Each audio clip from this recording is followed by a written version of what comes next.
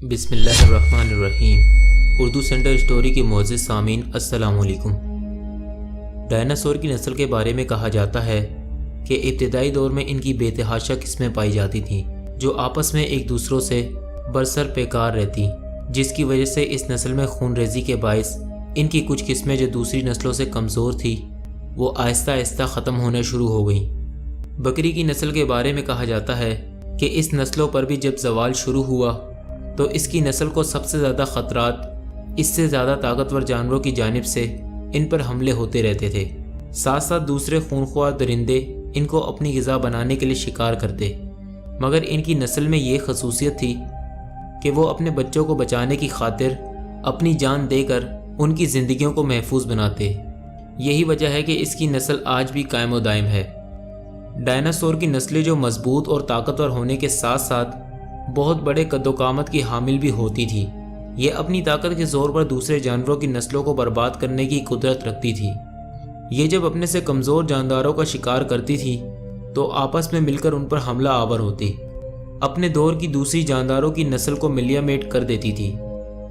جب اپنے ان کے اطراف کی دوسری جانداروں کی نسلیں ختم ہو جاتی تو یہ آپس میں بھی برسر پیکار ہو جاتی، کیونکہ یہ اپنے بڑے قامت کی وجہ سے بہت زیادہ طاقتور ہوتی تھی، تو اپنی ہی نسل کے دوسرے ڈائناسور کے کم طاقتور اور چھوٹے بچوں کو نشانہ بناتی۔ اس طرح یہ اپنی طاقت سے دوسروں کے بچوں کو نشانہ بنا کر اپنے مقاصد پورے کرتی۔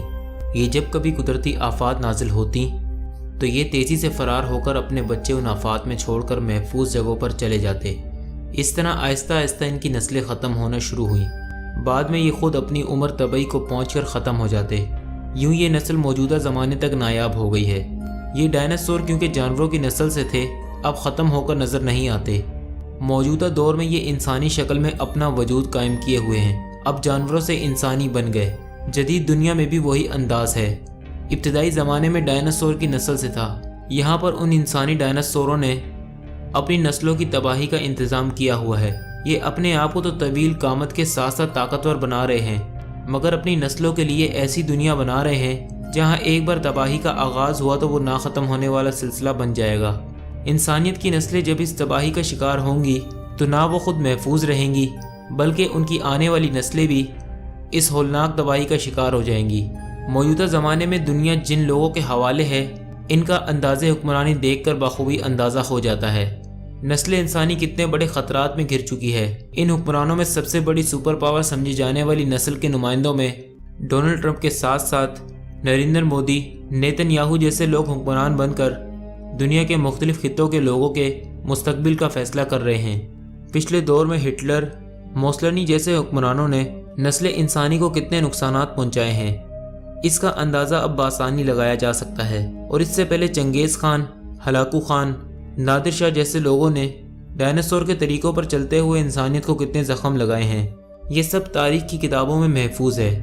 آنے والے دور میں اگر دنیا قائم رہی اور انسانیت بچ گئی تو جب تاریخ لکھی جائے گی تو وہ اس طرح ان لوگوں کا تذکرہ کرے گی جیسے اب ہمارے دور کے مورخ ڈائناسوروں کا ذکر کرتے ہیں، جن کی سوچ کبھی داعش یا القاعدہ کی سوچ ہے، یا مذہبی انتہا پسندوں کی انداز فکر ہے، یا شدت پسندی کے نمائندوں ٹرمپ، مودی، نیتن یاہو کا انداز حکمرانی بتوں پہ نہ صرف موجودہ انسانی نسلوں کے لیے نقصان دہ ہے بلکہ ان کے اقدامات سے آنے والی نسلوں کو بھی اس تباہی کا سامنا کرنا پڑے گا، جس کے ذمہ دار وہ نہیں تھے بلکہ ان سے پہلے کی نسلیں تھیں جو اپنی اپنی طاقت کو بڑھانے کے لیے ایسے اقدامات کر رہی ہیں جو انسانیت کے لیے بہت بڑے خطرے کا باعث ہیں۔ اس دور میں جب نئے سال کا نیا سورج ابھر رہا ہے اپنے ساتھ ساتھ تاریخ کو بھی سامنے لا رہا ہے۔ موجودہ دور کا مورخ ڈائناسور کی نسل کے بارے میں جو کچھ تحریر کر رہا ہے وہ سب کے سامنے آیا ہے، مگر جب آنے والے دور کا مورخ موجودہ زمانے کے بارے میں لکھے گا تو وہ ان انسانی ڈائناسوروں کی نسل کو ابتدائی زمانے کے ڈائناسوروں کی نسل سے زیادہ خطرناک قرار دے گا، جو نہ صرف اپنے مخالف کی نسلوں کو تباہ و برباد کر دیں گی بلکہ اس کے بعد خود ان کی نسلیں بھی اس تباہی کا شکار ہو جائیں گی جس کے لیے انہوں نے مہلک ایٹمی ہتھیاروں کے انبار لگائے ہوئے تھے، کیونکہ یہ دنیا اب ایک گلوبل ولیج کی مانند ہو چکی ہے۔ ایک خطے کی تباہی کے اثرات تیزی سے اس خطے میں پڑ جائیں گے جن کو اب محفوظ سمجھا جاتا ہے۔ تاریخ داں یہ تحریر کرتے ہوئے جب ہمارے ملک پاکستان کے بارے میں بیان کرے گا کہ یہاں کی پرانی نسل نے کس طرح کے حالات پیدا کیے कि आने वाली नस्लों को उनके नुकसानात उठाने पड़े। उन्होंने अपनी नस्ल के लिए ग़िज़ाओं में मिलावट करके उनकी खाने पीने की अशिया को इस कदर मुज़र सेहत बना दिया कि उनमें से कुछ बच्चे तो दुनिया में आने से पहले ही मौत का शिकार हो जाते थे। जो कुछ जिंदा सलामत दुनिया में आ जाए वो कुछ ही अरसे में वक्त से पहले ही हलाकत का शिकार हो जाते हैं, क्योंकि मुआशरे में अबतरी का शिकार सबसे ज़्यादा आने वाली नस्लों को ही बनना पड़ता था। यानी मुआशरती सतह पर भी ज़िंदगी के हर शोबा में अबतरी से सबसे ज़्यादा नई नस्ल ही दो चार होती थी, जिसकी वो एक सेहतमंद नस्ल के तौर पर अपना मकाम नहीं बनाती। दूसरी तरफ दहशतगर्दी का शिकार होकर वो ना सिर्फ अपनी जानें कुर्बान कर रही थी, बल्कि जिस्मानी तौर पर माजूर होने के साथ साथ ज़हनी माजूरी का शिकार भी हो रही हैं। जबकि मौजूदा नस्ल की हमारे मुआशरे में तवीलुल क़ामत और साहिब हैसियत होने के साथ साहिब इख्तियारात होने के बावजूद उनकी हैसियत इस मुआशरे में डायनासोर जैसी है, जिनको अपने बच्चों के मुस्तकबिल से ज़्यादा अपना हाल अजीज़ है।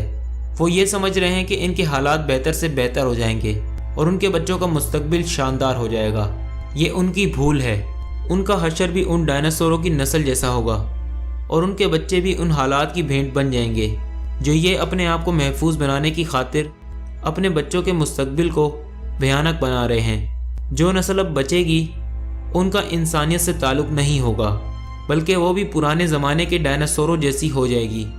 ये इंसानी डायनासोर कहलाएंगे।